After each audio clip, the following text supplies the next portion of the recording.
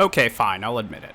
I'm an NBA 2K addict and basically a lifer at this point, so I went ahead and gave 2K Studios another $60 to $70 just like every year before. The thing is, 2K has a reputation for sometimes releasing an underwhelming new version of the game, so I download the game and really just hope for the best. But damn, was I treated to a very pleasant and unexpected surprise. NBA 2K26 is pretty freaking nice, and arguably one of the best updates in a long time.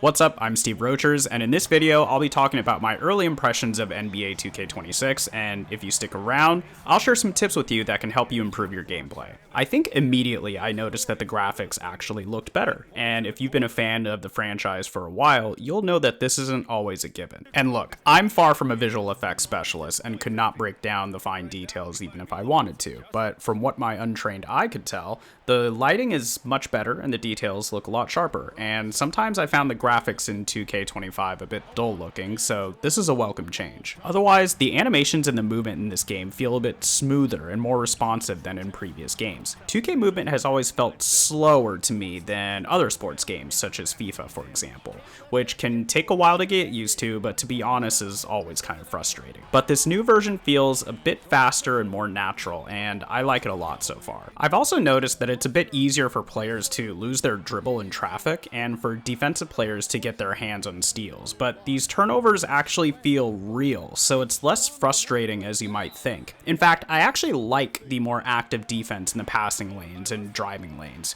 but as an offensive player, you really have to think twice about who you're choosing to slash towards the basket with. But the biggest change in this game that you've probably heard of by now is that shooting is way easier. Now, I'm not sure if my opinion is going to change on this as I continue to play the game more, but as of now, I think it's a very refreshing change, since my shooting could straight up be doo-doo in the previous game. And whatever, you can trash me and say it's a skill issue, and fine, maybe it is, but in the last game, I found myself missing wide open threes and mid-range jumpers way more than I used to. This game is noticeably different though, where the pull-up jumpers and contested shots are actually possible, and that's cool because it's a little bit more accurate to today's NBA, where the league is full of shooters who aren't afraid to let it fly and can actually hit these shots. And look, at the end of the day, this is just a subjective opinion, but I'm a shooter, baby, and shooters gonna shoot, so let it ride!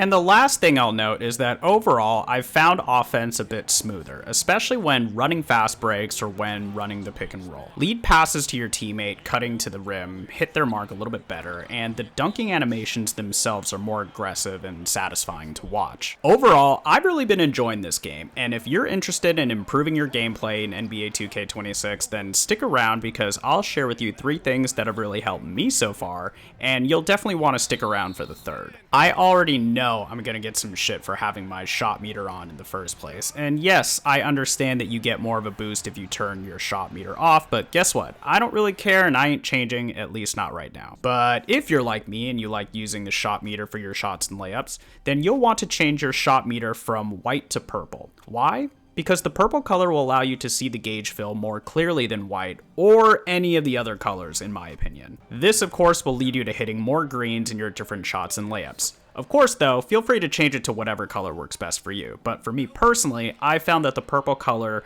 blends in less with the background than some of the other colors available. By default, your player indicator should already be set to red, but you'll also want to make sure that you change the size to large. This is very helpful on defense, since when you are playing defense and you need to switch between your defenders, you can easily identify which new player you're controlling faster. Such a big aspect of good defense is your ability to switch quickly as soon as your opponent starts to pass or run plays, and to keep the red circle as perpendicular as possible between the attacker and the basket. Essentially, your opponent, your red circle, and the basket should always form a straight line. If you can be faster at responding to your opponent's attacks, and then switching to and identifying the right defenders to address the situation, I promise you your defense will improve. Therefore, do your eyes a favor and make sure your indicator is as large and as prominent as you can make it. Now, rhythm shooting isn't a new feature since it actually debuted last year. It's basically where you start your jump shot by pulling back on the stick,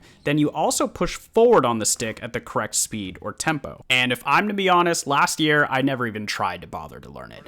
It just seemed like it was unnecessarily adding more layers of difficulty to what I thought was already difficult difficult shot timing in NBA 2K25, and I didn't really understand the benefit of it either. And of course, I intuitively knew that, oh yes, I'm sure if you get it perfectly, it's like a super green or something. But again, I didn't really care, and it seemed more of like a gimmick than anything else. Now, fast forward to Friday, September 6th, and I'm in the practice gym hitting some 3 points with LeBron, and just messing around, I started to try out rhythm shooting. And while I'm shooting, I remember thinking, dang, I keep hitting perfect tempo. I seem to naturally have a good feel for the tempo. That's cool. But I then realized that when all of my shots had perfect tempo, but the timing was off on the release, it still resulted in a green basket. What this means is that when it comes to rhythm shooting, the tempo is the most important aspect of the shot instead of the release timing. And this is especially useful when it comes to shooting contested shots against defenders who are closing out on you. For example, if you have a long defender going to contest your shot,